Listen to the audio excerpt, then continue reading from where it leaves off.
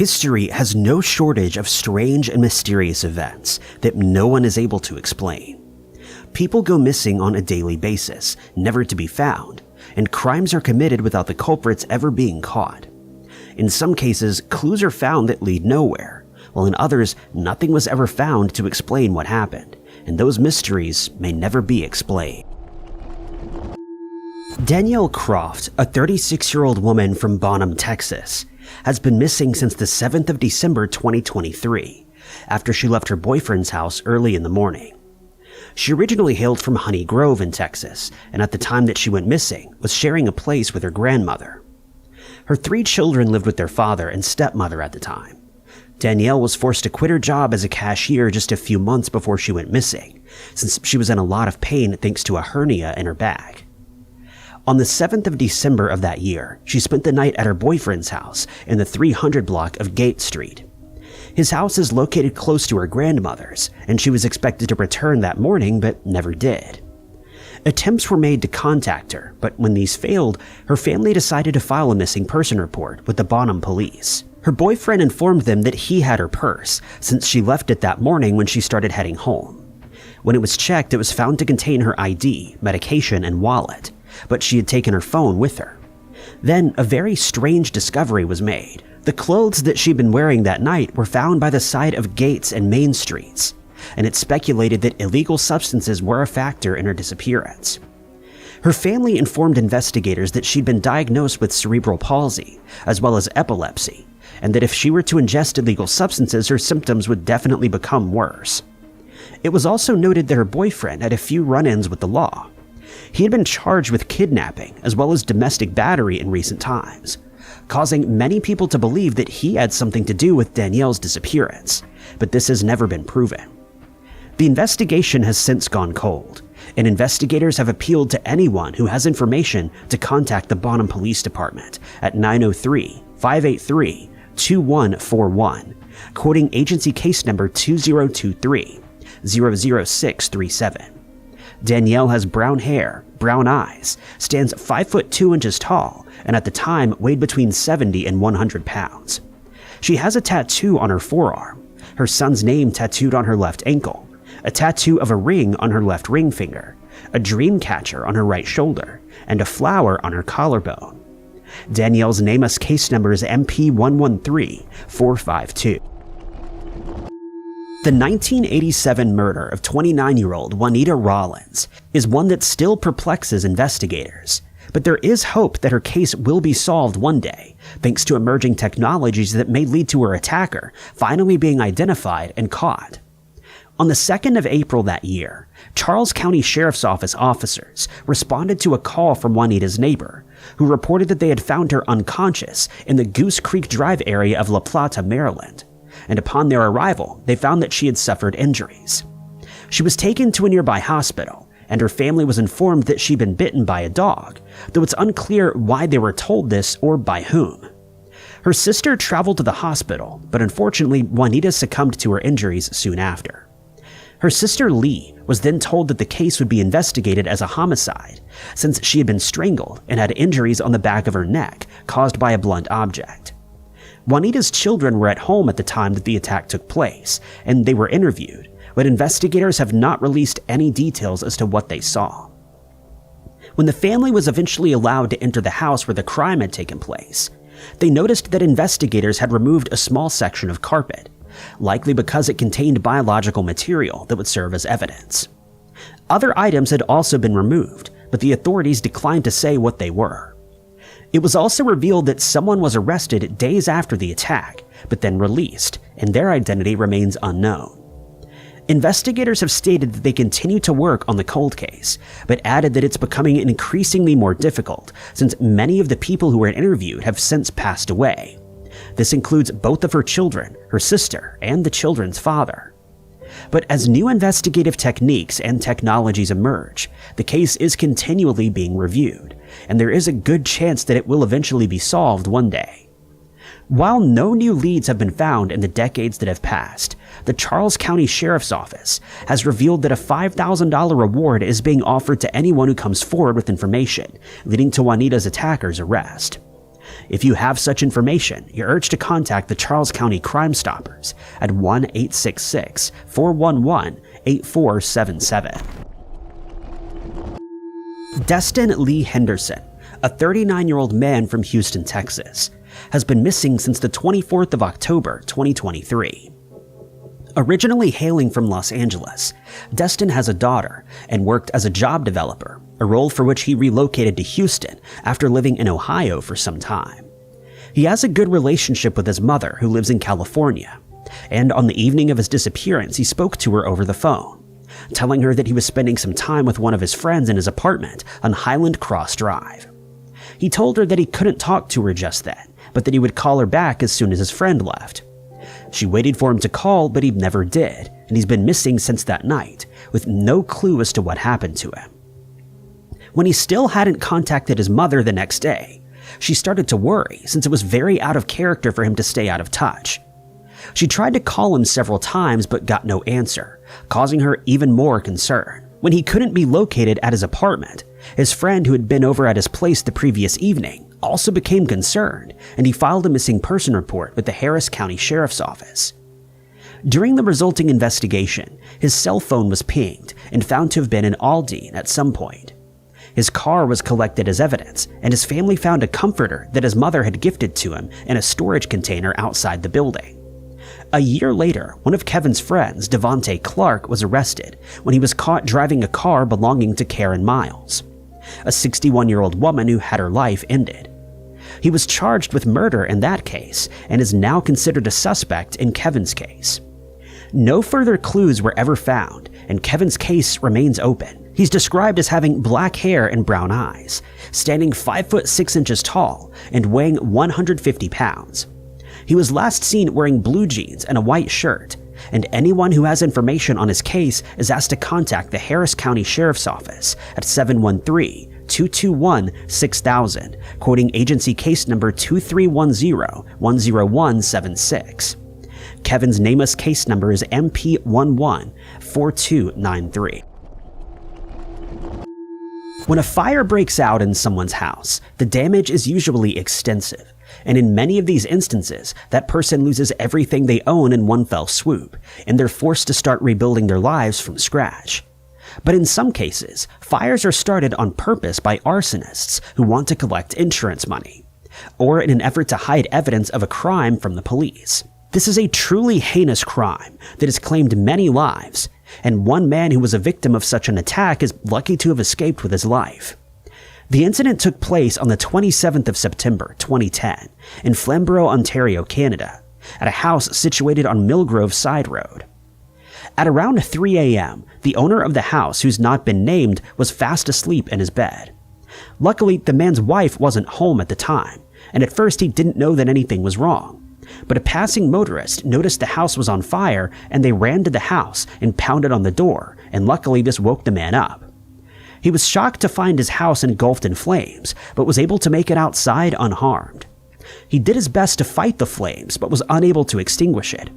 He then asked his neighbor, who had arrived by this point, to grab a hose pipe from inside his garage, but by this time it was too late. During these efforts, he received a few minor injuries and was eventually taken to Milton Hospital by his wife, who works in that building.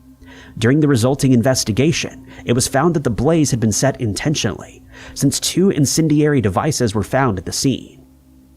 The man's friends, family, and neighbors were interviewed, but they were at a loss as to why someone would want to set his house on fire, since he was well liked in the area and thought to not have any enemies. One neighbor stated that the house was destroyed faster than they ever thought possible, and people living in the area were shocked by the attack. The case has been thoroughly investigated by the Hamilton Police Arson Unit, but no suspects have ever been identified, and the investigation remains open. They've asked anyone who was in that area at that time, about 2:30 a.m., to contact them in case they may have information that could help solve the case. But for now, the culprit remains at large.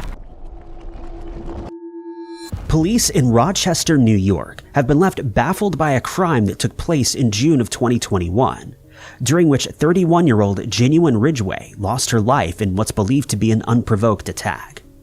The crime took place at around 2:15 p.m. in Cornhill, and witnesses came forward and stated that they saw more than one person jumping out of a car before turning their attention on Genuine's vehicle.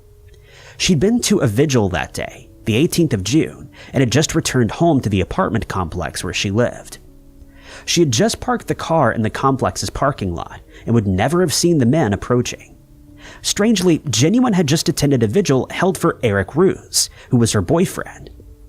He lost his life in an identical manner when he was attacked with a firearm while sitting in his car in a parking lot on Bartlett Street. That incident took place just 2 days before Genuine lost her life. A neighbor who was home at the time of the attack stated that he thought someone had let off fireworks at first, but then he realized that he'd heard shots from a firearm and that something far more sinister had happened. His sister was the first to realize what was happening, and she told everyone in their apartment to get down on the floor. Shortly afterward, they learned that an orchestrated attack had been carried out and that Genuine's life had been ended. Investigators were able to find CCTV footage of the incident, but were unable to identify the attackers, and the case has since gone cold, as no new leads have been found and no new witnesses have come forward. Investigators have no doubt that this crime was a targeted hit, and revealed that the culprits fired at Genuine's car more than 30 times. While the case has gone cold, it's been revealed that a person of interest has been identified. Investigators stated that they're fairly certain who the guilty party is, but added that he's currently in prison serving a 25-year to life sentence after ending someone else's life, and that they're in the process of gathering more evidence to prove his guilt. The man's name has not been released, and whether he really is responsible remains to be seen. The Hexham heads are a pair of strange, mysterious artifacts, which may have paranormal properties. The Robson family was an otherwise ordinary family living in a semi-detached house in Hexham, Northumberland in the 1970s. But a strange entity was invited into their home when their sons discovered the mysterious Hexham heads. The boys were digging in the garden when they found the 2 stone objects. The heads are described as being slightly smaller than a tennis ball and fit easily in the palm of the hand. Etched into the stone were crude, eerie-looking faces. One head, described as being the boy, had a smaller nose and lines running from the front of his head to the back, believed to represent hair. The other, described as either a girl, an old woman, or a hag, had a larger nose and more lopsided eyes. But the stones had a neck and looked as if they'd been broken off of something. At first, the family kept the strange heads in their home, but paranormal activity soon occurred. The heads would turn in the night to look in a different direction, and objects would be thrown across the room. The family living next door also reported strange paranormal activity. Mrs. Nellie Dodds reported a strange half-sheep, half-man creature that entered her home and touched her leg. Her son also reported his hair being pulled by an unseen hand. The heads were sent to experts, in part to figure out what they were, and in part to stop the paranormal activity. The paranormal activity did stop, but figuring out what they were wasn't so easy. Experts disagreed on whether these were actually ancient artifacts or modern-day forgeries. Some believe the heads were made from sandstone, others believe it was an artificial cement. It wasn't even clear if the faces had been carved or if they'd been created using a kind of mold. One respected researcher who believed they were legitimate was Dr. Anne Ross. Dr. Ross specialized in work on Celtic history and had a particular interest in what she called head cults and the apparent worship of objects shaped like heads. She found similarities in the art styles between the Hexham heads and artifacts known to be of an ancient Celtic origin, and claimed that the Hexham heads were from the Iron Age. She said the Robson family garden may have once been a shrine. Dr. Ross also backed up the paranormal claims. She had taken the Hexham heads to her home to be part of her Celtic heads collection, and the paranormal activity followed her there.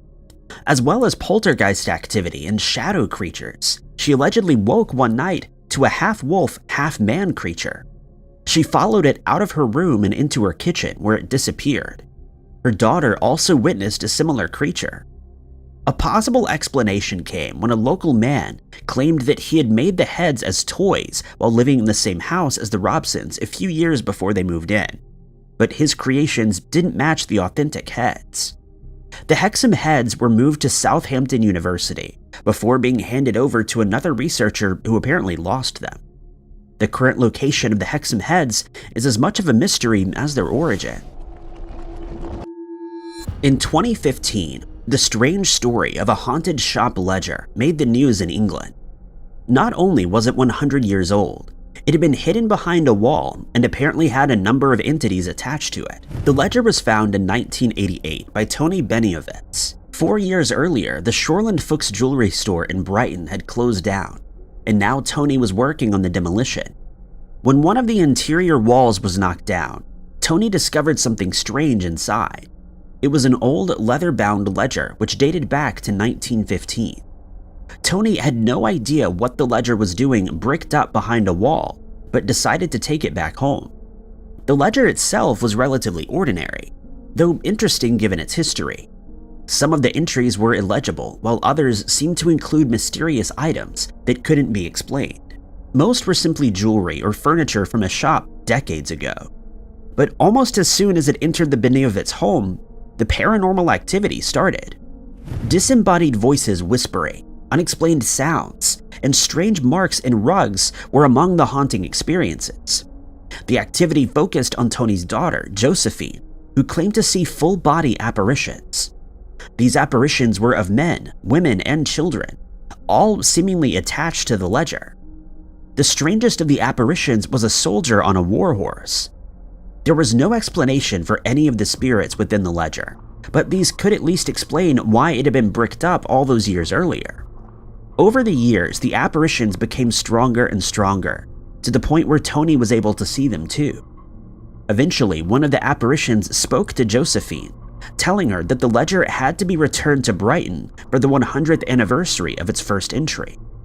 By this point, Josephine had moved to Maidstone, Kent, but was keen to get the ledger back to Brighton.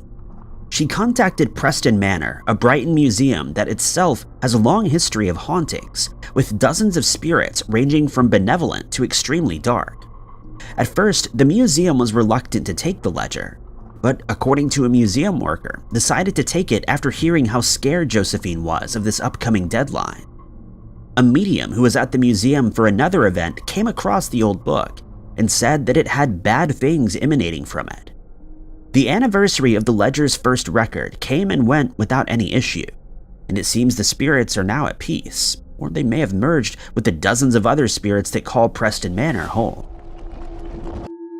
In the 1960s, a block of student apartments was built at Queen's University in Belfast. Allenbrook Hall would become the site of a violent haunting that seemingly didn't stop until it was demolished in 2004. Room 611 in particular seemed to be the home of something violent and menacing. A student named Ken told his story on a BBC podcast. In 1981, Ken was studying microbiology at the university and had the misfortune of staying in room 611. He recounted one night waking up to see a shadow figure standing beside the desk on the opposite side of the room. It was darker than anything Ken had seen before and seemed evil. It began moving towards him, but when Ken launched at it, it disappeared. The room at the time was home to 2 students, so Ken woke up his roommate. His roommate described something similar. While he was sleeping, he could see a bright white light, which eventually turned into a man's head. The head turned towards him, showing the face of a man their age who glared at him. Other students who stayed in that room had similar stories of a shadowy figure appearing at night. Even the cleaner who worked at Allenbrook said that she didn't like to go into that room and felt as if something was in there with her. The figure made its presence known in other ways. Books and cutlery would move by themselves. Doors would be pounded against, only for nobody to be on the other side, and unexplained footsteps could be heard. A caretaker described living in the building alone when all the students had gone home, but still feeling the presence. It would call the elevator with nobody else in the building, turn lights on and off, and on one occasion, all the electronics in the caretaker's apartment surged. When the electrician was called, he found no cause for the surge. In 2004, the block was knocked down to make way for new buildings, and it seems the entity went along with the old Allenbrook building. The famous Lombard Street in San Francisco may be mostly known for its tight hairpin turns, but it's also home to a terrifying haunted apartment and a dark paranormal story. The paranormal case began in 1967 when 1000 Lombard Street was occupied by a woman named Patricia Montandon. Despite coming from a working-class background, Patricia was known as a socialite in San Francisco. She made a name for herself as a friend of the famous, hosting extravagant dinner parties and writing a column for the local newspaper. She was well known in San Francisco, even if her fame didn't expand elsewhere. Her reputation as a party hostess earned her a book deal. She was to write about the art of parties and decided to host another as a research exercise for her book. The theme was to be astrology and the occult, which was very much in fashion at the time. Palm readers, crystal ball readers, and other occult professionals were invited to entertain guests at a luncheon. One of these professionals was a tarot reader, who arrived late with an uninvited entourage. He asked Patricia for a drink, but she became distracted before she could get him one. The tarot reader was supposedly so outraged by this that he cursed both Patricia and her home and stormed out with his entourage. From that day, a series of strange events began to occur at the home. It was cold no matter how high the thermostat was set. Patricia's dog would wake at 2 a.m. every night to bark at nothing, and both Patricia and her friend Mary Louise Ward felt there was another presence in the home. Patricia was also the target of non-paranormal attacks, including a burglary, attempted kidnapping, and harassment. By this point, Patricia was a wreck, and she eventually moved out of Lombard Street, but the apartment's haunting wouldn't stop. An unexplained fire would take place just a week or so after Patricia moved out. The same night, Mary Louise lost her life, though the cause of her passing was never determined. Even after the fire, a medium taking photos of the apartment claimed to have captured a spirit in the negatives and warned Patricia to never return. Patricia's fortune eventually turned around, and it would appear the Lombard Street mansion is no longer haunted, but the previous paranormal experiences remain unexplained. Blackfriars Kirkyard in Edinburgh is known for its ghostly dog and famous graves, but there's one ghost in the graveyard that is less than friendly. The McKenzie Poltergeist is believed to be the spirit of George McKenzie, a ruthless prosecutor from the 17th century. His ghost is just as violent as McKenzie was in life. McKenzie was made Lord Advocate in 1677 during the reign of Charles II. The king had recently ordered a new Bible to be used, and the punishment for continuing the old practices were harsh. McKenzie happily enacted the king's will, imprisoning hundreds of rebelling Covenanters in a field beside the kirkyard. They were made to stay outside for months before being put on trial, which most did not survive. McKenzie himself passed away in 1691 and was entombed in the Black Mausoleum in the kirkyard, a mausoleum that held many of his relatives. For 300 years, there was little disturbance, but in 1999, McKenzie's spirit was allegedly released. The homeless in Edinburgh will sometimes come to the graveyard, seeking shelter at night. It was supposedly a stormy night when one such homeless man broke into the Black Mausoleum for shelter. The story goes that a hole opened up beneath him, exposing a Plague-era grave, and he was forced to climb out and run from the area. The hole is still visible today. Since that day, the paranormal activity around the mausoleum has been high. The McKenzie Poltergeist has been described as the most active poltergeist in the world. Shortly after the tomb was opened, visitors to the churchyard reported a rush of cold air coming from the tomb. Not long after, a woman was found near the mausoleum, unconscious with bruises on her neck. The site continues to be a stop on ghost tours, though the mausoleum is no longer accessible to the general public. Tour group members have reported unexplained scratches, bruises, and other wounds and fatigue. Some have even claimed to see the McKenzie Poltergeist himself, either as a white figure or something more shadowy. The Hexham heads are a pair of strange, mysterious artifacts, which may have paranormal properties. The Robson family was an otherwise ordinary family living in a semi-detached house in Hexham, Northumberland in the 1970s. But a strange entity was invited into their home when their sons discovered the mysterious Hexham heads. The boys were digging in the garden when they found the two stone objects. The heads are described as being slightly smaller than a tennis ball and fit easily in the palm of the hand. Etched into the stone were crude, eerie-looking faces. One head, described as being the boy, had a smaller nose and lines running from the front of his head to the back, believed to represent hair. The other, described as either a girl, an old woman, or a hag, had a larger nose and more lopsided eyes. But the stones had a neck and looked as if they'd been broken off of something.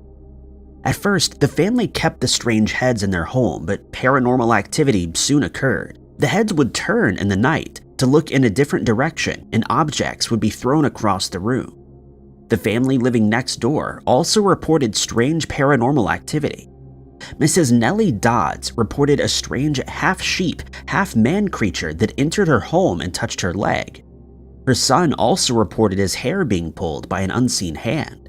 The heads were sent to experts, in part to figure out what they were, and in part to stop the paranormal activity.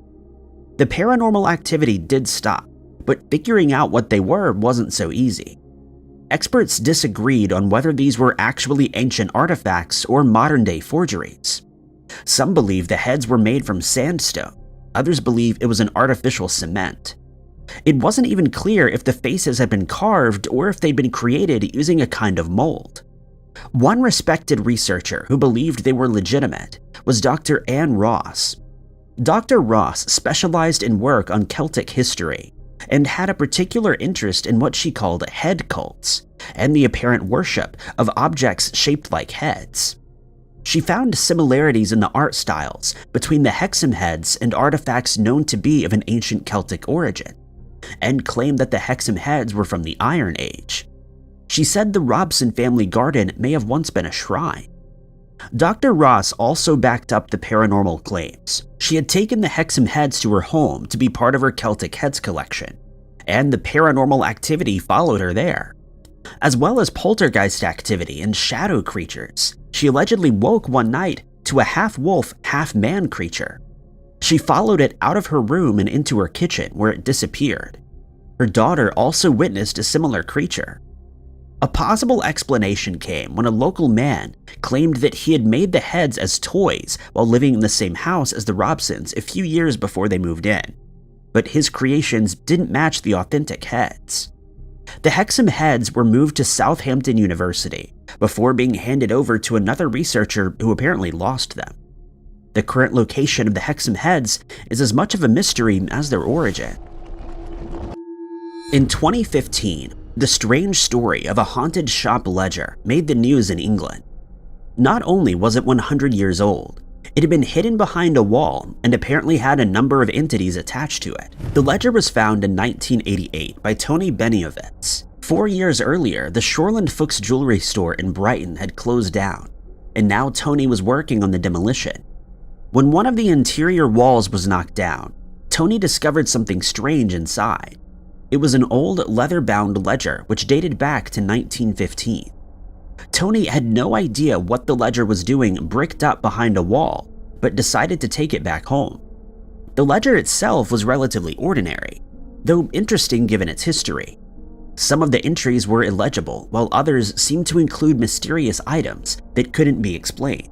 Most were simply jewelry or furniture from a shop decades ago.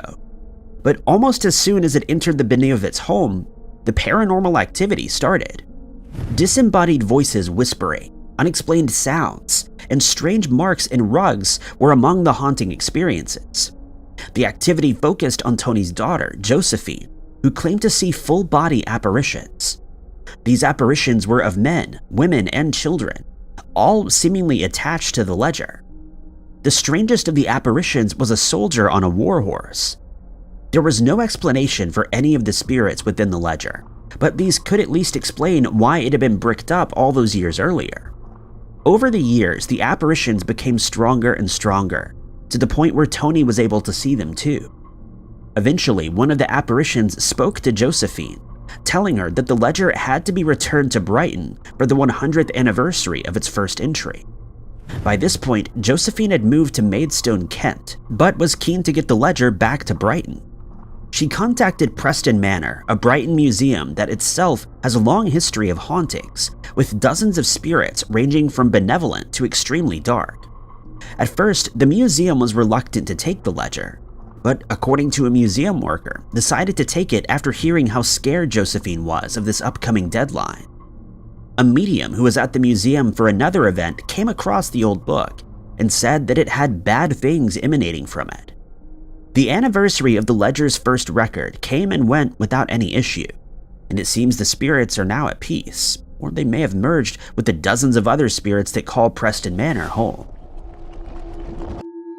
In the 1960s, a block of student apartments was built at Queen's University in Belfast. Allenbrook Hall would become the site of a violent haunting that seemingly didn't stop until it was demolished in 2004. Room 611 in particular seemed to be the home of something violent and menacing. A student named Ken told his story on a BBC podcast. In 1981, Ken was studying microbiology at the university and had the misfortune of staying in room 611. He recounted one night waking up to see a shadow figure standing beside the desk on the opposite side of the room. It was darker than anything Ken had seen before and seemed evil. It began moving towards him, but when Ken launched at it, it disappeared. The room at the time was home to 2 students, so Ken woke up his roommate. His roommate described something similar. While he was sleeping, he could see a bright white light, which eventually turned into a man's head. The head turned towards him, showing the face of a man their age who glared at him. Other students who stayed in that room had similar stories of a shadowy figure appearing at night. Even the cleaner who worked at Allenbrook said that she didn't like to go into that room and felt as if something was in there with her. The figure made its presence known in other ways. Books and cutlery would move by themselves. Doors would be pounded against, only for nobody to be on the other side, and unexplained footsteps could be heard. A caretaker described living in the building alone when all the students had gone home, but still feeling the presence. It would call the elevator with nobody else in the building, turn lights on and off, and on one occasion, all the electronics in the caretaker's apartment surged. When the electrician was called, he found no cause for the surge. In 2004, the block was knocked down to make way for new buildings, and it seems the entity went along with the old Allenbrook building. The famous Lombard Street in San Francisco may be mostly known for its tight hairpin turns, but it's also home to a terrifying haunted apartment and a dark paranormal story. The paranormal case began in 1967 when 1000 Lombard Street was occupied by a woman named Patricia Montandon. Despite coming from a working-class background, Patricia was known as a socialite in San Francisco. She made a name for herself as a friend of the famous, hosting extravagant dinner parties and writing a column for the local newspaper. She was well known in San Francisco, even if her fame didn't expand elsewhere. Her reputation as a party hostess earned her a book deal. She was to write about the art of parties and decided to host another as a research exercise for her book. The theme was to be astrology and the occult, which was very much in fashion at the time. Palm readers, crystal ball readers, and other occult professionals were invited to entertain guests at a luncheon. One of these professionals was a tarot reader, who arrived late with an uninvited entourage. He asked Patricia for a drink, but she became distracted before she could get him one. The tarot reader was supposedly so outraged by this that he cursed both Patricia and her home and stormed out with his entourage. From that day, a series of strange events began to occur at the home. It was cold no matter how high the thermostat was set. Patricia's dog would wake at 2 a.m. every night to bark at nothing, and both Patricia and her friend Mary Louise Ward felt there was another presence in the home. Patricia was also the target of non-paranormal attacks, including a burglary, attempted kidnapping, and harassment. By this point, Patricia was a wreck, and she eventually moved out of Lombard Street, but the apartment's haunting wouldn't stop. An unexplained fire would take place just a week or so after Patricia moved out. The same night, Mary Louise lost her life, though the cause of her passing was never determined.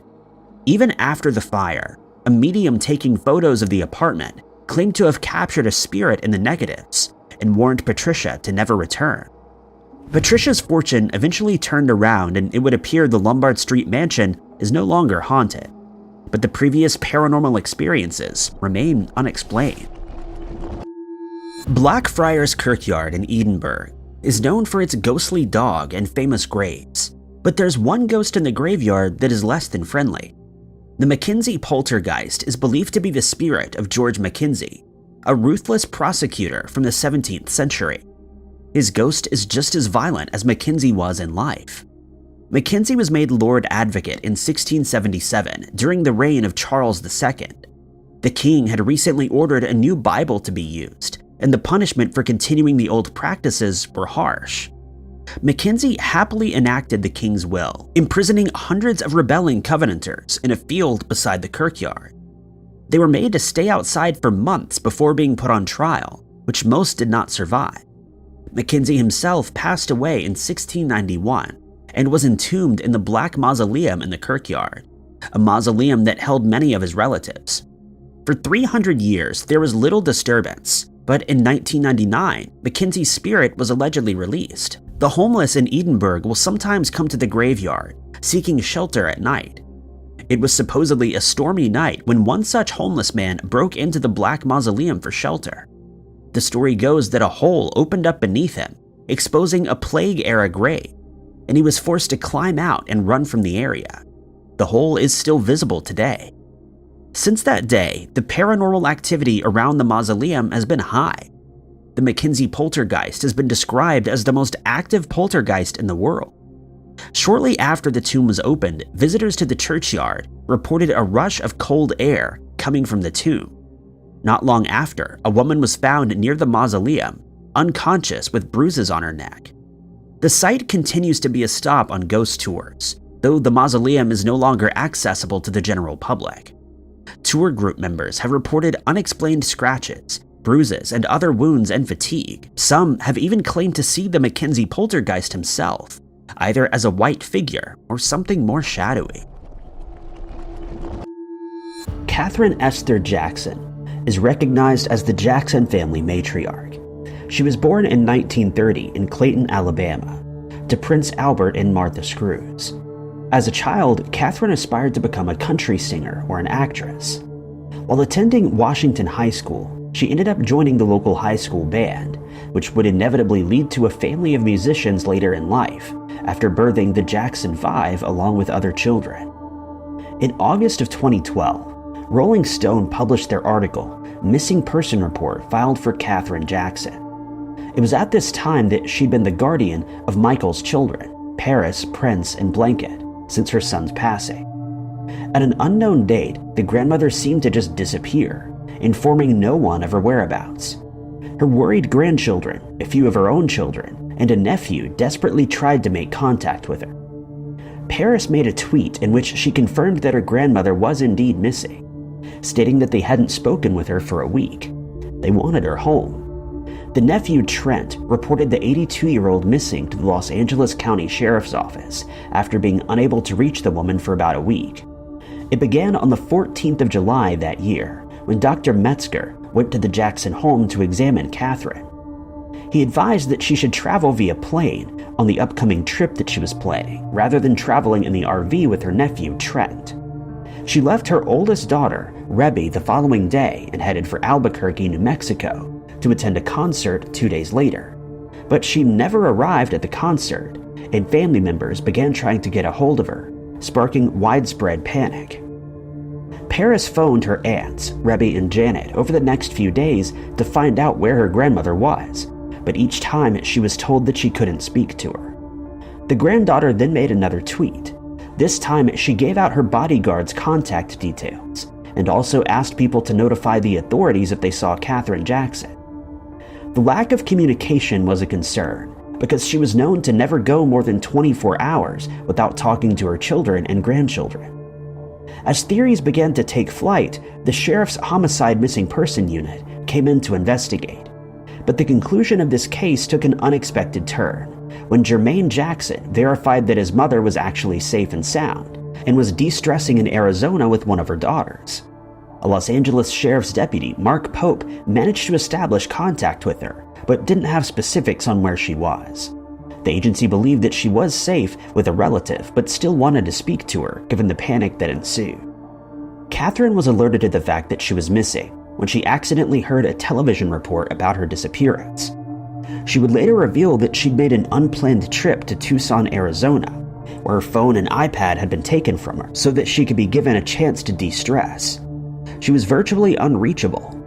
It turned out that the Jackson matriarch wasn't missing in the first place and had just taken some time off as the doctor ordered. But it's unknown as to why the daughter she was staying with didn't indicate that to the other family members who contacted her with concern. Darrell Lance Abbott was born in 1966. He's best known by his stage name Dimebag Darrell, and he's an American musician and a guitarist for heavy metal bands including Pantera and Damageplan. Darrell co-founded both of these plans alongside his brother Vinnie Paul.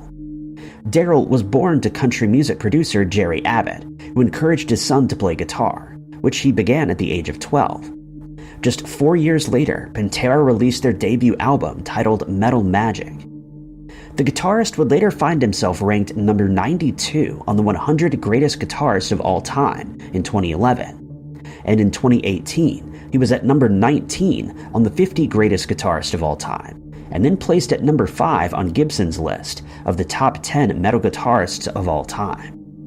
It was the 8th of December of 2004, the middle of Damageplan's Devastation Across the Nation tour, when the band was due to perform at El Rosa Villa, the largest nightclub located in Columbus, Ohio.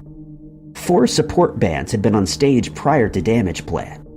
Entertaining the crowd were 2 local bands, Volume Dealer and 12 Gauge, followed by tour support The Haunted and Shadows Fall. Then it was Dimebag Darrell's turn to head up on stage with his band members. Just moments into the set, Darrell was deceased. This was after a then unidentified man had jumped onto the stage and pulled out a 9mm Beretta M9, firing at the guitarist 5 times. Initially, many believed that this was all part of the act, but they soon realized this was no staged event. The assailant fired a few more times, totaling 15, and he fatally wounded 3 other people and injured 7 more. Jeff Mayhem Thompson, the head of security, attempted to subdue the man, but met his demise. An employee at the nightclub, Aaron Halk, was another victim, along with Nathan Bray, an audience member who attempted to perform CPR on both Darrell and Thompson. It was also rumored that one of the members of the crowd had leapt in front of the perpetrator, saving the lives of the rest of the band. The band's drum technician, John Cat Brooks, also was wounded when trying to overpower the man. 7 police officers entered the nightclub just 3 minutes after a call had been made. The assailant spotted 2 of the police officers in front of the stage, but didn't spot Officer James Niggemeyer coming in through the back door. Niggemeyer was armed with a 12-gauge Remington 870 firearm and approached the man from the opposite side, who by this time had lifted his firearm again. A loud bang ricocheted across the nightclub, but this time it came from the officer. The assailant was deceased, and his identity was finally determined. It was 25-year-old Marine Nathan Gale, who had a history of onstage violence. Prior to the assassination, he had an altercation at another Damageplan concert in Cincinnati, during which he damaged $5,000 worth of equipment, after which he was removed by security. Speculation about Gale's motive began to circulate. He was a known Pantera fan, and some believe that he may have chosen violence in response to Pantera's breakup. Investigators, though, later ruled this scenario out. During the VH1 documentary Behind the Music, the sound engineer for the band, Aaron Barnes, revealed that the assailant was looking for Vinnie during the entire ordeal. It's believed that this was his real target. Others suggested that Gale thought that the guitarist had stolen a song that he had written, but something unexpected would be found later on. According to both the assailant's mother and employer, Gale had told them that he'd been discharged from the Marine Corps due to paranoid schizophrenia. Some of his friends also observed some incredibly odd and erratic behavior in the lead-up to the assassination. This seemed to reinforce the theory of the band member stealing Gale's song lyrics. In the months leading up to the event, the assailant was operating under the delusion that Pantera, or Dimebag Darrell, had plagiarized his songs and were trying to steal his identity. Jeremy Bray, a one-time friend of Gale's, reported that he had once shown up at a friend's house, stating that he wanted to share the songs he had written. The pages of lyrics, though, were copies of Pantera songs, which Gale was claiming to have written. Bray also revealed that the assassin was planning on suing the band for plagiarism and for stealing his identity. David Leggat found himself on the list of 5 people who vanished mysteriously. Luckily, he popped up again, but his disappearance was a rather frightening ordeal. It all started on a winter's day at the Kitty Brewster and Woodside Bowling Club. It was here that locals were gathering together to do some bowling activities, and David was one such local. Except he was in charge of the wine stocks, and not the one playing some bowling. The 55-year-old retired schoolteacher found himself at the Lawn Bowling Club in Aberdeen, Scotland, tending to his duties as he would have at any other event. It was a normal day, but frigid, and David was going about his business when something odd happened. He disappeared. It seemed that no one had seen where he went. In fact, no one had even reported him missing. David was unmarried with no children, and his vanishing just seemed to go unnoticed. It wasn't until a whole 4 days later that the man would finally be found in an unlikely place after undergoing a rather traumatic experience. A cleaning lady for the bowling club usually kept her supplies in the men's washroom. She headed there to retrieve them when she heard a faint shouting noise, and it was David. The cleaner ran to get the secretary, Bob Ewing, and it turned out that the missing man had become trapped in the men's washroom when the outer door handle fell off, causing the inner handle to jam. Ewing, armed with a screwdriver, managed to free the man who would relay his 4-day disappearance. 4 days prior to his rescue, he had headed to the washroom and locked the door, and when he tried to open it again, though, he found the door was jammed. He jiggled it in an effort to get himself free, but this only made things worse. The knob fell off, locking him inside. Unfortunately, David didn't have a mobile phone. The windows were too small to crawl through, and no one was looking for him. The washroom was hardly used in the wintertime, so no one would have found him anyway. He had no choice but to sit there, waiting and trying to survive. The days were long, and so were the nights, as David sat in there in a frigid room with no one walking by. For 16 hours each day, he would be in pitch darkness, fighting sub-zero temperatures. But luckily for him, the retired schoolteacher had taken some survival training just years earlier. During this training, he learned he could keep his body warm by using hot water on his feet, which is exactly what he did. The warm water would keep his body warm on the cold nights. But there was also no food available, leaving him with just cold water to drink. David also only got 3 hours of sleep each night. He was hungry, cold, and cramped into a small space. It didn't take long for him to start fearing for his life.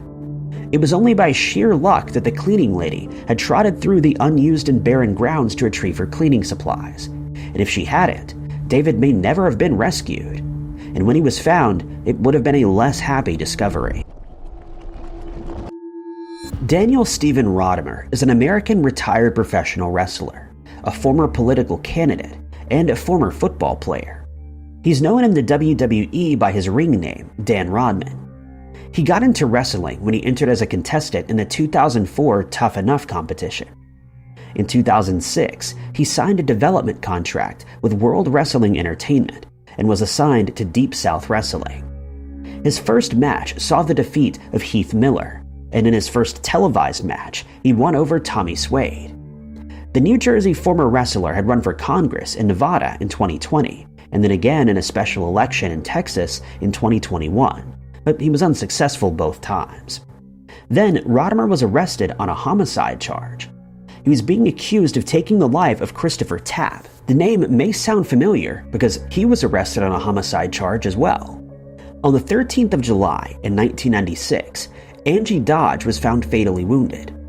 The city's police investigated the case, but didn't make an arrest by the fall.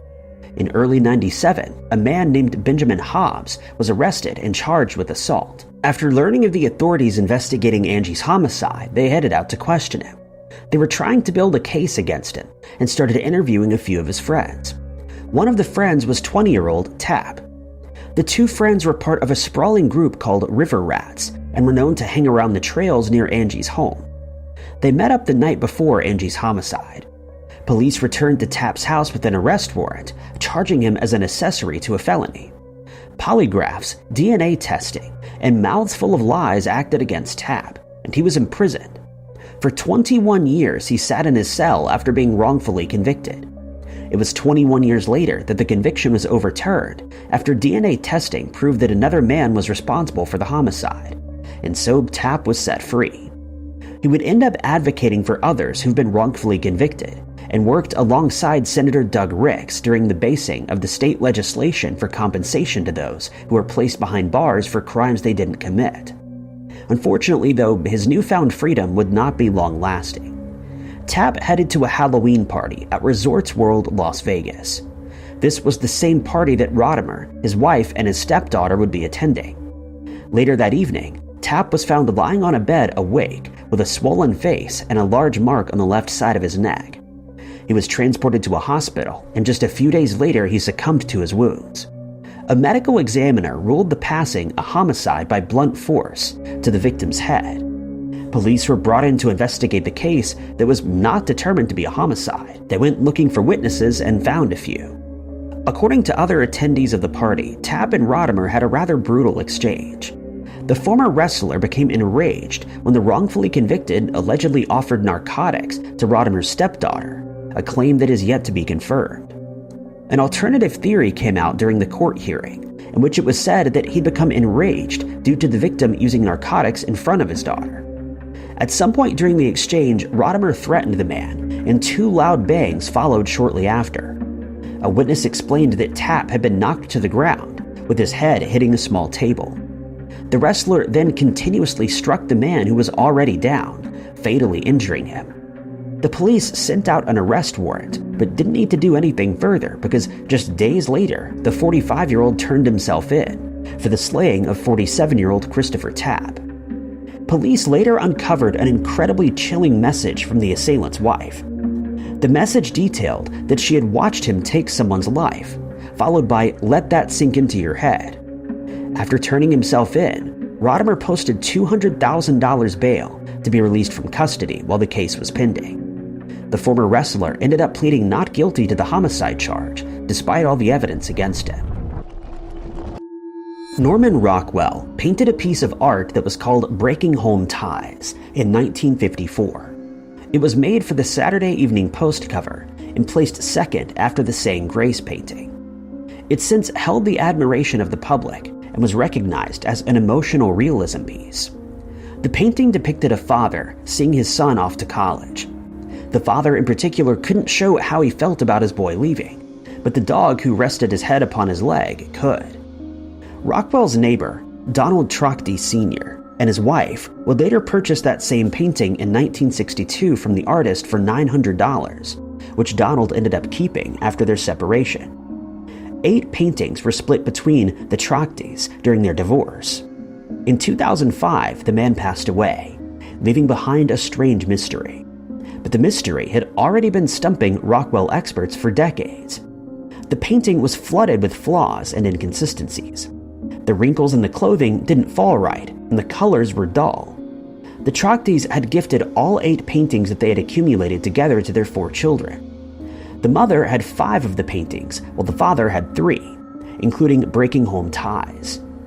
For the next 35 years, the children thought that everything was good and well, not giving the paintings another thought. That was until the painting was on view at the Rockwell Museum in Stockbridge. This is where some art experts began to notice something off. In 2004, the painting owner's son, Donald Trachty Jr., received a letter in which the Illustration House, Inc. questioned the details of Breaking Home Ties, which hung in the Trachty house. One art expert had insisted that this was not the original that had appeared in the Saturday Evening Post, and Jr. just couldn't stop thinking about it. Initially, he ignored the letter, but later the painting was analyzed by the Williamstown Art Conservation Center. To everyone's surprise, this was not the original artwork, but rather the result of a masterful forgery. It turned out that Donald Sr. had painted an almost perfect replica of the painting that he bought from the artist. But this left the question, where's the original Breaking Home Ties artwork, painted by Norman Rockwell? On the 12th of March in 2006, Donald Jr. would begin poking around in his father's studio and later called up his brother David, stating that he found something odd. There was a bookshelf in the studio, and after removing the bottom shelf, a secret door would be allowed to slide open. And what was behind this disguised wall? It was a room, and in this room were the original breaking home ties that Donald Sr. had hidden away after producing his replica. But it wasn't just this painting that was found here. All 8 of the paintings that he and his wife accumulated were found within, and it was soon determined that Donald had actually forged every single one of the paintings and kept the originals hidden away in a secret compartment of his studio. This meant that his wife and their children had been given replicas. The man seemed to not leave any clues behind about his secret, aside from a strange drawing on a piece of paper. The drawing was a layout of the house and a possible map of this hidden room. The original Breaking Home Ties painting was subsequently sold at Sotheby's for $15.4 million, which set a new record for the artist. For years, the family didn't even know that they were holding such a mystery, and were unaware of the hidden room, which was found by pure chance.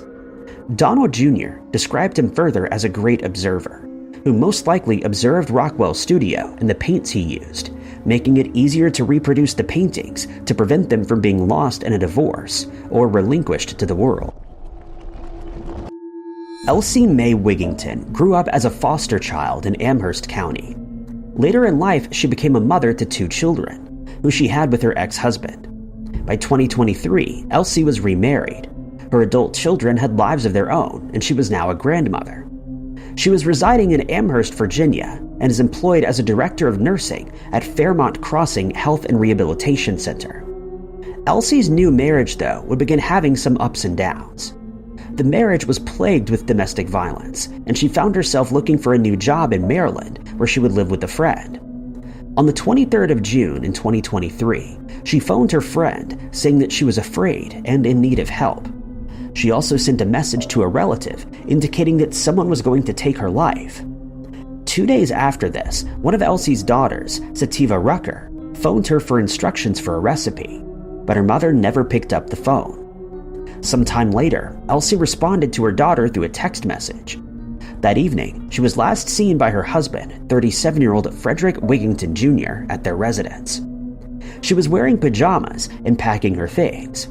She never showed up to work the next day, prompting the rehab center to call Sativa.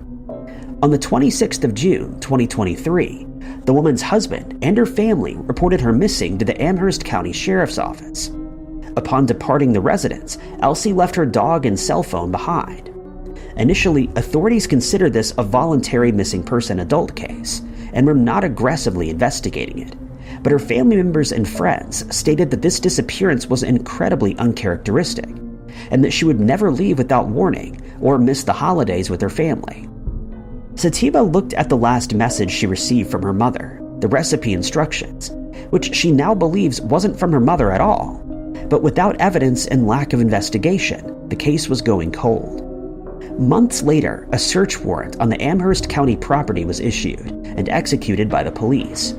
The case was beginning to pick up momentum. After the search at the Pendleton Drive home, the family was convinced that Elsie was the victim of a homicide. A second search was conducted a month later, and police discovered human remains under a slab of concrete.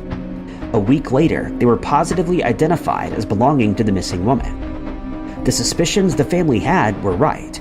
It wasn't Elsie on the other end of that text message. The cops were led to Frederick Wigington Jr., who was promptly arrested in connection with the homicide. The message that the woman sent to relatives referred to her husband. Frederick was denied bond during the hearing. He was charged with homicide in the first degree, as well as the use of a firearm while committing a felony, and the concealment of the deceased. He's now being held at the Blue Ridge Regional Jail Authority. The delay in the investigation of Elsie's disappearance may have been critical. While there were no signs of relief among the family and friends, the cold case disappearance turned homicide investigation was solved. In 2003, Elizabeth Gibson, a New Yorker, was taking her routine morning walk on her way to get coffee on Manhattan's Upper West Side. She spotted something strange tucked between some garbage bags. It was a mysterious, brightly colored painting. At first, she simply walked by, but decided that she absolutely had to have this strange painting. It was large and truly powerful. Gibson believed that it was wrong for it to be in the trash. She ended up taking this odd artwork home and hung it on her wall. But the painting was so curious that she had to learn more about it and began doing a lot of research. Her research led her to the Antiques Roadshow FYI website, a companion program to the PBS show Antiques Roadshow. It turned out that this unidentified painting was actually the subject of an appeal for information, and that's because it was a stolen masterpiece. In 1970, Mexican modernist artist Rufino Tamayo painted the Tres Personajes, or Three People painting. It was brightly colored abstract and a work of art. It was considered as an example of Tamayo's mature painting style. The picture is of a man, woman, and an androgynous figure, which have all been painted in contrasting rich colors of purple, yellow, and orange. It's also reminiscent of Tamayo's signature of rough texture made with sand and ground marble dust that's been mixed with paint. The artist passed away at the age of 91, and the painting was bought by an anonymous resident from Houston, Texas for $55,000 in 1977. It was presented to the man's wife as a gift. In 1987, it found itself being stored in a warehouse from which it would be stolen and remain missing for years to come. The painting, found by Elizabeth Gibson, was in fact the missing artwork that was stolen in 1987. The couple alerted the authorities to the theft when they realized that it had been stolen, but it went undiscovered for years. After learning of its value, Gibson promptly returned it to the original owners and was awarded the $15,000 that the couple offered at the time of the painting's disappearance. If she had not acted quickly and taken it home, it would have been lost forever. Just 20 minutes after she retrieved the artwork, garbage collectors had come and would have left with the artifact. Sotheby's auctioned off the painting later, fetching $1 million for it by a telephone bidder. The owner's identities have never been disclosed, and it's still uncertain as to how the painting ended up there, or who stole it. But the 20-year-old mystery of where the painting ended up was solved due to an unexpected stroke of luck. John Opie was an English painter who started off his life as a child prodigy. He was discovered by the political satirist John Walcott, known by his pen name as Peter Pindar. Pindar successfully launched the boy in London as an untaught genius in 1781. At this time, Opie was already painting some strongly modeled portraits and fancy pictures with Rembrandt-esque lighting. Unfortunately, he would later lose his freshness and began creating some undistinguished and repetitive artworks. Still, his career flourished, and he became a professor at the Royal Academy in 1805. One of the artworks that Opie was responsible for was The School Mistress. It was the depiction of a dark-toned scene of a schoolmistress and her scholars engaging in a lesson with a cat curled up on a table, and a dog sat between two of the scholars. The painting ended up in Dr. Earl Leroy Woods' home in 1969, according to court documents, but it was stolen and went missing. Luckily, the disappearance was solved just years later in 1975, when Gerald Festa testified that he and another two individuals connected to an organized crime group had stolen the painting. The problem was, they didn't know where it was. In 1989, the painting popped up unexpectedly. It was during the sale of the home of mobster Joseph Cavallo Sr. Unfortunately, no one knew of the painting's importance, and it was sold to a man who, according to the FBI, had no knowledge of its history. And so the painting was lost in the world, and the mystery of what happened to the missing artwork endured. Just over 30 years later, in 2020, James R. Gullo's estate was in the process of liquidation. The family hired an appraiser, Emily Stouffer, who immediately recognized it. It was The School Mistress by John Opie. The artwork was left with a few minor blemishes, which is to be expected for a 240-year-old painting that had a roundabout journey. Further investigation revealed the house owner, Gullo, had acquired the painting after purchasing a Florida property. That Florida property was owned by none other than Joseph Cavallo's brother. And so the case of the missing artwork was solved. Following this was a 2-year-long battle to reunite the artifact with the man who was intended to inherit it, Dr. Earl Leroy Woods' son, Francis, who by this time was 96 years old.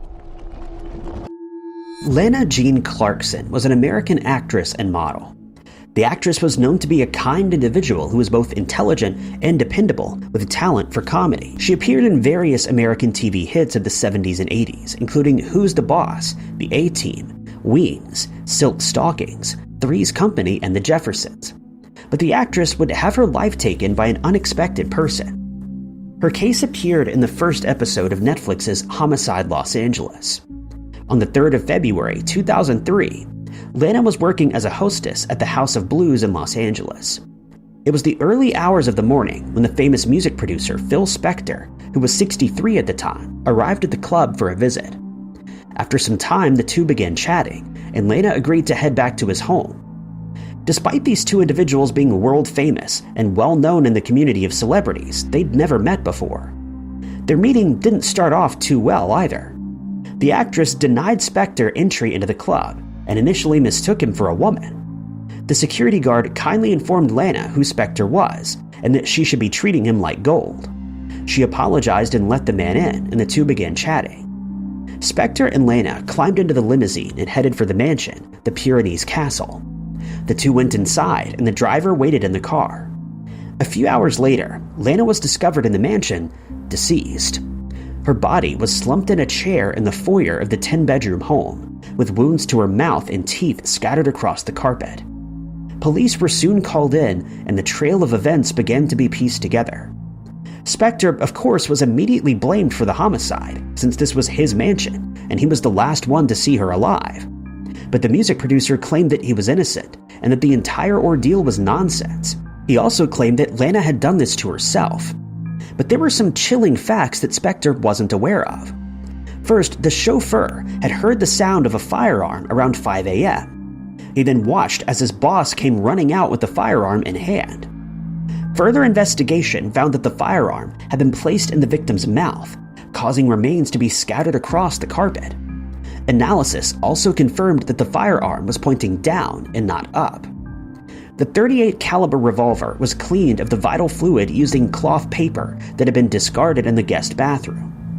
Authorities found a white dinner jacket belonging to Spector in the master bedroom, which had been sprayed with fluids as well. Despite all this evidence, though, the case of Lana Clarkson's homicide would remain unsolved until 2009. In 2003, he was arrested as a suspect in the case, but posted bail while the trial was ongoing.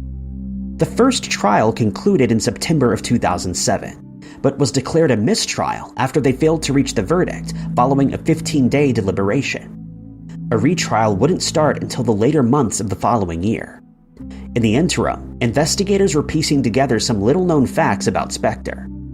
One of these facts was that the music producer allegedly had a habit of trapping people in his home, a piece of information that was provided by the LASD homicide detectives who were involved in the case. The man was said to secure people into his home by taking the thumb lock mechanism off of the deadbolt, and this prevented them from opening his front door. When evaluating Lana's crime scene, they found that the very same thumb lock was lying on the floor. Spector was also found to have a history of pointing firearms at people, and he was known to do this during recording sessions with some well-known musicians, including John Lennon, the Ramones, and Leonard Cohen. Other women had accused him of doing the same thing, and during the initial trial, the prosecution brought in multiple women who stood as witnesses to the man's actions in the past. They testified that they were afraid of him, believing that Spector was going to take their lives. In October of 2008, the retrial began, and the Los Angeles prosecutor declared that he was a very dangerous man who had a history of playing Russian roulette with exactly 6 women, with Lana being the last. The following year, Phil Spector was charged with homicide in the 2nd degree and was sentenced to 19 years in prison, but for 6 years, Lana Clarkson's homicide was listed as unsolved. Richard Stanley is a well-known filmmaker who was born in South Africa. He made a name for himself with his first feature film titled Hardware. It was a low-budget movie that centered around a mad dog android that was set loose in an apartment. Stanley followed this movie with Dust Devil, which was based on the myth of a Namibian homicide maniac. In 1996, the film The Island of Dr. Moreau was released, but the story behind it was recognized as the most insane filmmaking story in history. That's because during the film, Stanley vanishes. Marlon Brando was roped into the project, and the film jumped from a low budget to a much higher budget project. Bruce Willis joined in as well, opting to play the lead. Stanley couldn't believe it. He was directing his dream project on a massive budget with two of the leading actors in Hollywood. But then things took a turn.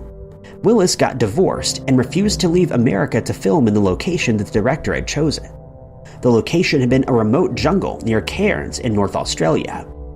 Val Kilmer came in as a replacement for Willis, but was recast when he decided that he didn't want to be on the set for very long. At this point, the executives began losing faith in the director because they found him uncommunicative. No one was able to establish contact with Stanley, and it appeared that he was last somewhere in Los Angeles. Then, at 2 a.m., he called Tim Zinnemann, one of the executive producers. He explained that he walked from Burbank all the way to Hollywood, which appeared almost impossible and would have taken 3 hours. He was lost and didn't know what to do. Stanley didn't drive, and since he was raised in South Africa, he wasn't accustomed to a life without public transport. Zinnemann at this point began to question the director's ability to handle the production. Somehow, Stanley was found and went back to the set, but this didn't make anything better. In fact, matters just got worse. On the day of filming, Cairns was struck with a hurricane. It was also the rainiest location on the whole continent, and it flooded for the entire duration of the film. But at least Stanley was back on the set, which also didn't last long. Val Kilmer began taking control, and the two butted heads. After this, the director stopped communicating and stopped attending meetings again, resulting in him being fired from the movie.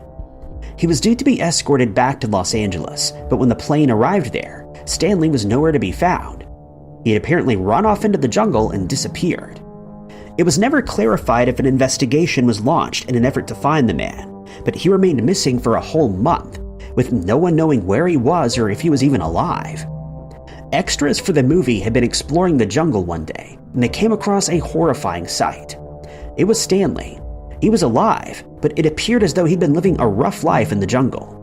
It was determined that he'd actually fled from the airport into a fruit plantation, and here he was eating yams, coconuts, and cassava. He also had a very large stash of marijuana, according to the Telegraph, and it was here that more mischief began. Stanley concocted an outlandish plan to get back on set, disguised as a strange-looking dog.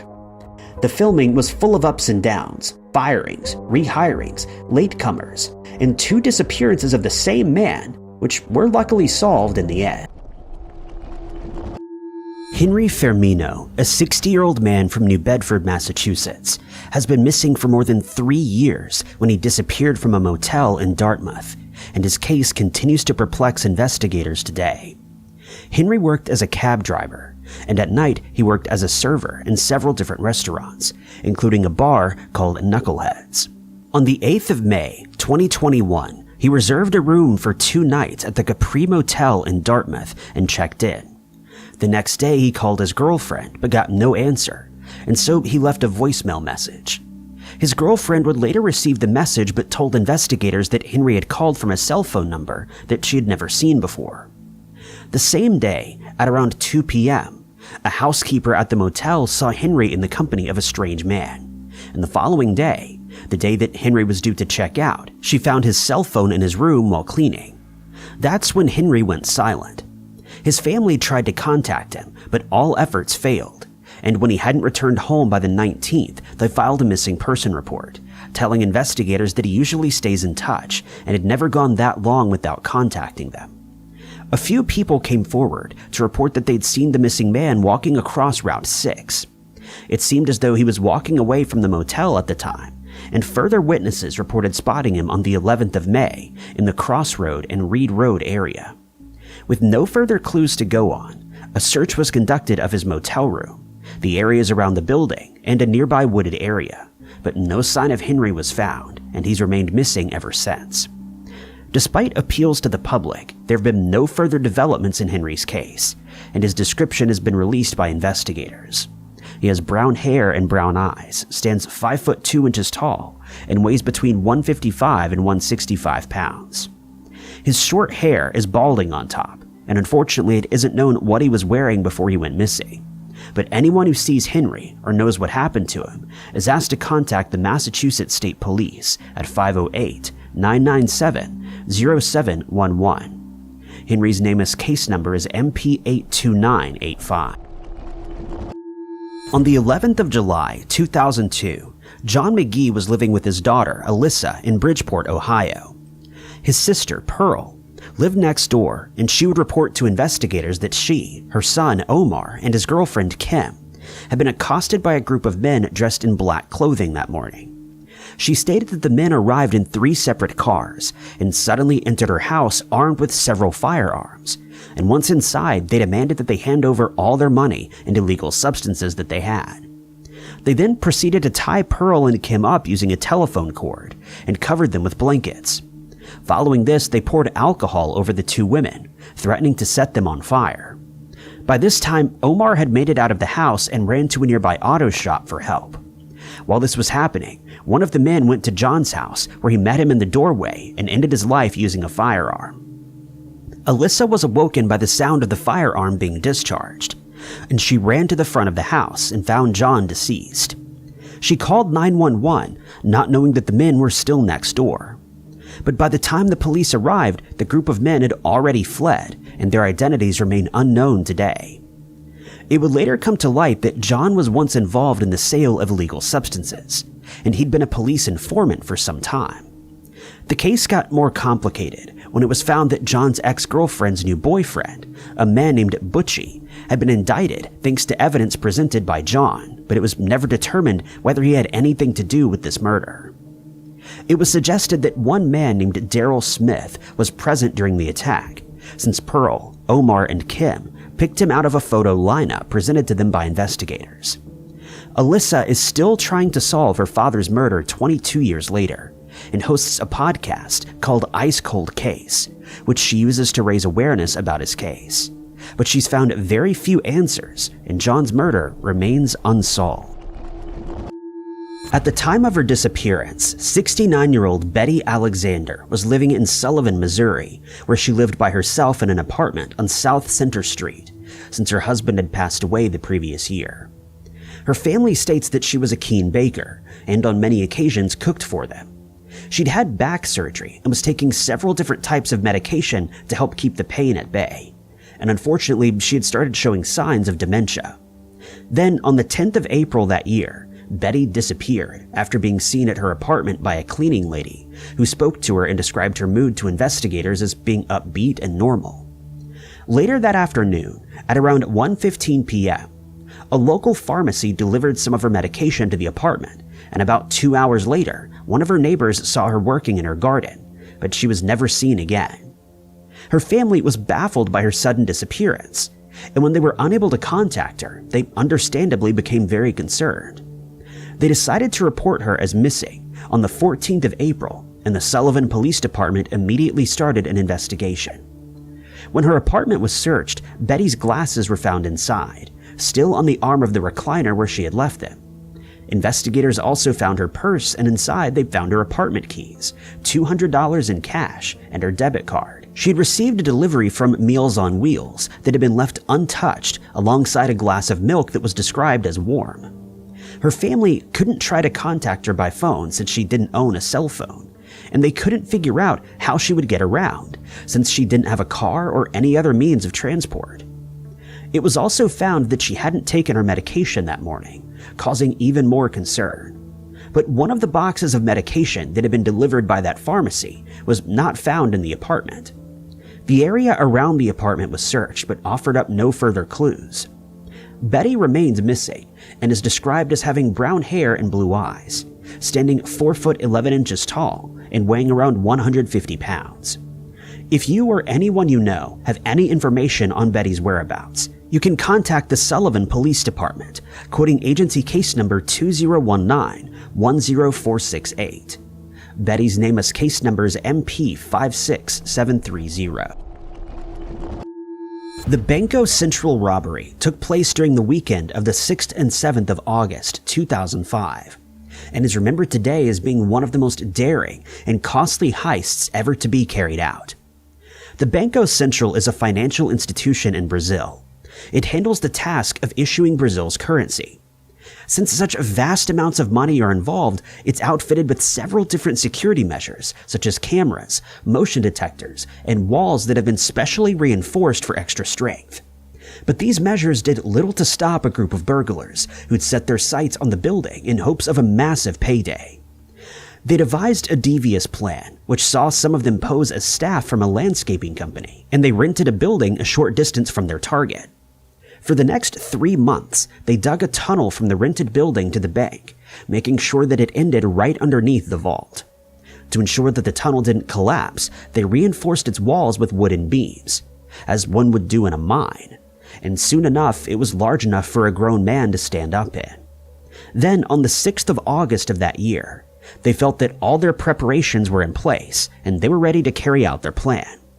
They started digging upward, towards the vault, and before long they hit its concrete door, which they easily broke through. They then managed to bypass the building's security systems, giving them plenty of time to start moving the money through the tunnel, where it was then loaded into a minivan that had been left parked nearby. No one was any the wiser, and when staff arrived for their shifts after the weekend, they were horrified to discover that about $70 million was missing, and the culprits had made a clean getaway. $9 million of the money was eventually tracked down and recovered, but the masterminds behind the robbery were never identified, and $61 million was never recovered, leaving the case unsolved. The murder of 25-year-old Karina Maher is considered to be one of Adelaide, Australia's most baffling crimes. The case is 27 years old, and yet the culprit has never been identified, despite some clues being found at the time. Karina hailed from Collinswood in Adelaide and worked as a real estate agent and model. On the 4th of July, 1997, her life was ended in her own house with a firearm. When investigators arrived at the scene, they found no signs of forced entry, suggesting that she knew her killer. Karina's boss, Colin Todd, found out about the crime while he was on his way to her house to pick her up. She was scheduled to work that night, and Todd called her house to tell her that he was running late, but Karina's husband, Robert, answered the phone and told him the horrific news. He would later report that she'd spoken to him about affairs that she was having with certain people, and he warned her to be careful since he felt that she was getting involved with people that should best be left alone. Todd was considered a suspect for a while, but eventually was ruled out, leaving investigators with the daunting task of trying to unravel the mystery. But to this day, Karina's attacker has not been identified. Her father is desperate for answers, as he doesn't understand who would have ended her life or why. He states that she was in no way involved in criminal activities and didn't have any enemies, leaving him perplexed as to why anyone would want to harm her. It's been suggested that Robert was a member of the Gypsy Jokers motorbike club, and that he'd hired someone to take out a hit on his wife, but this has never been proven, and he has since been ruled out as a person of interest. We may never know what happened to Karina that night, but her case remains under investigation, and hopefully with time, the mystery will finally be solved. Usually, when someone is involved in a shooting, it causes a lot of commotion and chaos due to the loud noise from the firearm, and the possibility of bystanders being injured. But a case that took place in Switzerland in 2022 played out very differently and remains a mystery to this day. It involves a 38-year-old man whose name has never been released to the public, who in February of 2022 was walking in a park along with his 2 children and one of his friends. It seemed like a normal day out, but suddenly he felt a sharp pain in his stomach that caused him to double over. He couldn't explain why he was suddenly in pain and decided to go to the hospital for help. Once there, he was examined by doctors who were surprised to find that he'd been shot. They managed to retrieve the projectile from his stomach and he made a full recovery, but was no closer to finding out who the culprit was that had wounded him. The police were informed and an official investigation was launched. The man was questioned and he revealed that neither he nor anyone who was with him ever heard a shot ring out. They also hadn't seen anyone with a firearm or any suspicious people in the area. The leading theory in the case is that someone fired a shot from some distance away, and that the projectile hit the man completely by accident. It was thought that the weapon used was of a small caliber, since a larger weapon would have drawn attention due to the noise, and the man would have immediately known that he'd been shot. While the projectile was retrieved by investigators, it wasn't much use since it needed to be matched up with the firearm that it was fired from, which has, of course, never been found. It's been suggested that someone may have been playing around with a small caliber weapon and carelessly fired into the air, causing the man to be struck a long distance away. Investigators have asked for anyone with information on this case to come forward, but to date, no further information has been offered by the public. The case remains open, but it may never be solved. 40-year-old Shannon Hurut was a successful business owner in August of 2009. She had started her business called Antebellum's Realty and Nightly Rentals during the 90s in Tennessee, and she lived alone, having never gotten married or had children. But on the 3rd of August of that year, 911 dispatch received a call from someone who informed them that they had found a woman, later identified as Shannon, deceased in a Cadillac Escalade at the bottom of a cliff, and according to some sources, it was at the bottom of an embankment. Investigators immediately assumed that she had decided to go for a late-night drive, and that she had crashed her car, losing her life in the process. But as the investigation continued, it became clear that foul play was involved. Her family informed the police that Shannon wouldn't go on late-night drives, since she'd never done that before. She was also known to always wear her seatbelt, but when she was found, it was clear that she hadn't been wearing it. Furthermore, her car was found with the windows rolled down, something she also never did, since she was obsessed with keeping her hair neat.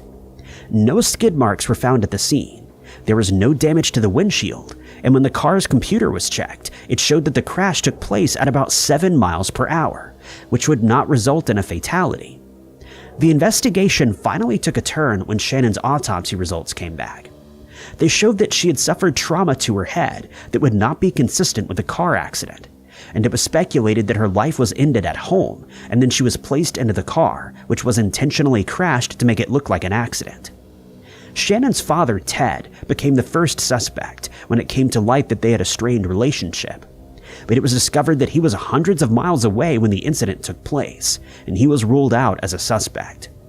Shannon's sister, Penny, still feels strongly that her father was involved and has suggested that he may have hired someone to end her life, and it's believed that someone close to Shannon is the culprit, but they have never been identified, and the case remains an open investigation.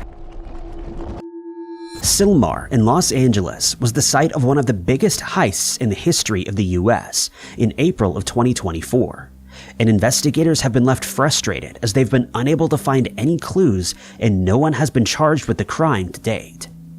The heist took place over Easter weekend when the culprits managed to make their way into the Gardaworld warehouse, either via the roof or a hole that had been made in one of the walls.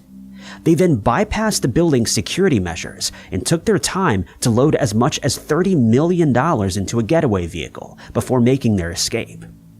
Staff members arrived for work on Easter Sunday and realized that someone had broken into the safe, and the police were called. It should be noted that police had been to the facility more than a dozen times in the previous 12 months due to false alarms that had sounded in the building, suggesting that the building's security systems may have needed attention. It should also be noted that the culprits made their getaway with 7,500 pounds of cash, which would not have been easy to haul away. They would need to find somewhere to store the cash, something that investigators have asked people to keep their eyes open for. It's been speculated that the robbers were part of a highly sophisticated plan that would have taken at least 6 months to plot out. But it's almost certain that they were assisted by someone who had close ties to the facility and may have been working there at the time, though this remains mere speculation. Security experts have expressed their surprise at the lack of security systems present at the facility. It had only one alarm that needed to be bypassed, no seismic motion detectors near the safe, and no motion detectors throughout the rest of the building. Furthermore, the cash that was stolen is untraceable, since it had been in circulation in the past. This means that the robbers are free to spend it at their leisure, without fear of ever being tracked down. Current and past employees of Gardaworld were interviewed, but to date, no one has been named as a suspect. It's thought that the cash will be laundered by the culprits, and if this is done successfully, the chances of this case ever being solved decrease dramatically. Some disappearances seem to defy any logic and offer up very few clues, such as the case involving 26-year-old Kevin Sean McGrath. who mysteriously vanished while aboard a cruise ship in September of 2023. Kevin had served in the military for 6 years, having been deployed to Afghanistan, Syria, and Iraq during that time. He had 2 children but had gotten divorced, and the kids lived in Tennessee with their mother. He and his ex-wife had somewhat of a sordid history, and the previous year he received a sentence of 6 years supervised probation after he traveled to Tennessee where he made threats against her. Following this, he asked for permission to move to Florida, and when it was granted, he relocated to Port St. Lucie. Once there, he moved in with his parents. Not long after that, the family started making plans for his father's 60th birthday, and it was decided that they would go on a cruise over Labor Day weekend. On the 21st of September, 2023, the family and a group of more than 40 friends boarded a ship called Conquest in Miami and set out on a cruise that was scheduled to last for 3 days, traveling to the Bahamas and back again. Kevin's father spoke to him at around 10 p.m. on the 3rd of September, when he brought him his luggage tags, and they agreed to meet up for breakfast at 7:30 the following morning. He was seen before that by his twin brother, who reported that he'd been in a good mood while dancing to a band that was playing live music. It's known that his pass card was used to access his room at 3:30 a.m., but it isn't known for certain whether it was Kevin who used this card. The rest of the family gathered for breakfast as arranged the next morning, but Kevin was nowhere to be seen. The ship had started sailing back to Florida, but Kevin remained missing, and when it arrived in port, all the passengers disembarked, but Kevin had still not been located. His family reported him as missing, and an investigation was launched. It's doubtful that Kevin fell overboard, since the ship's overboard alarm never sounded. His pass was scanned while everyone was leaving the ship, but again, no one knows who used it. The ship was searched to no avail, along with the surrounding port, and Kevin's disappearance remains a mystery. He has brown hair, brown eyes, stands 5'9" inches tall, weighs 170 pounds, and was last seen wearing shorts, a black t-shirt, and sneakers. If you have any information on this case, you're asked to contact the Miami-Dade Police Department at 305-471-8477, quoting agency case number PD2309-04-295706. The last place that one would expect to see a large cat, such as a tiger or a panther, out in the wild is in Derbyshire, England. But in July of 2022, a 68-year-old man named John Broomhead had such an encounter, and it left him fearing for his life. John was caravanning in Derbyshire, where he has family. He's done so on many occasions before, since he enjoys spending time in areas such as Tansley with his partner. On the evening of the incident, John, his partner, and a few friends had just finished barbecuing, and John was in the process of extinguishing the embers at around 11 p.m., having decided that it was time to go to bed. He became aware of a rustling noise behind him, but didn't think much of it until he saw a strange black figure moving in his peripheral vision. At first, he thought it was a shadow being cast by a stray dog or cat, but he soon realized the shape was bigger than that. When he finally turned around, he came face to face with a massive black cat, about 4 times the size of a regular cat. He stated that it had bright yellow eyes and a long black tail. He immediately was terrified and rooted to the spot that he was standing in. In the next moment, the cat trained its eyes on John, and in what he says felt like an instant, covered about 20 yards of the 40 yards between them, clearly intent on attacking him. He was finally able to move and threw himself into the caravan. His partner asked what was going on, and when John explained that something like a panther had chased him, she was skeptical, but when she saw how frightened he was, she realized he certainly wasn't joking. John believes that if he'd been any closer to the animal or slower to react when it ran at him, he would not be here today. He no longer visits this area by himself and often has nightmares about the incident, which is still fresh in his mind. The same animal has been spotted in the area since, but what it is and where it came from remains unknown at present. Thank you guys so much for watching. If you liked this video, be sure to hit that like button. Also, don't forget to subscribe and click that notification bell to keep up to date with all of our future uploads. But my name is Ty Knotts, and I'll catch you guys in the next video.